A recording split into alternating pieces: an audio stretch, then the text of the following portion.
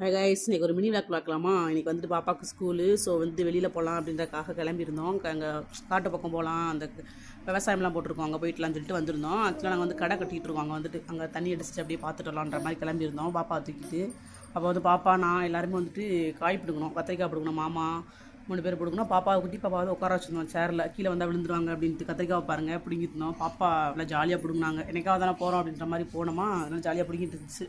குட்டி பாப்பா அங்கேருந்து கத்திக்கிட்டே இருந்துச்சு, அம்மா அம்மா அப்படின்னு சேரில் உட்காந்துருச்சு. இப்போ காமிச்சு பார்த்தீங்களா பாப்பா உட்காந்துருக்கு இல்லையா. அதோட காய் பிடுங்கணும். அப்புறம் வந்து தண்ணிலாம் அடித்தோம் செடிக்கலாம். அதெல்லாம் அந்த வீடியோவில் வந்து அப்லோட் பண்ணுறேன். அப்புறம் வந்துட்டு மிளகா செடி எல்லாமே மழை இல்லை. ஆக்சுவலாக இந்த வட்டம் வந்து ரொம்ப ரொம்ப கம்மியான மழை தானே. ஸோ வந்து இது வந்து வானம் பார்த்த பூமி சொல்லுவாங்க, மழையே இருக்காது. நாங்கள் வந்து இந்த கட்டடம் கட்டுறதுனால அதோட தண்ணியை வந்துட்டு இதில் நாங்கள் கொஞ்சம் கொஞ்சம் விடுவாங்க, அத்தை மாமாவை டெய்லி விட்டுட்டு வருவாங்க. அதனால் கொஞ்சம் காயெலாம் கிடைக்கும் எங்களுக்கு. அதனால் வந்துட்டு அந்த காயை வச்சு சமைச்சிக்குவோம், நல்லாயிருக்கும் ஓரளவுக்கு. நம்ம வந்துட்டு கடையில் வாங்குறதுக்கு வித்தியாசம் இருக்கு இல்லையா, எந்த ஒரு உரம் எதுவும் போட மாட்டோம்.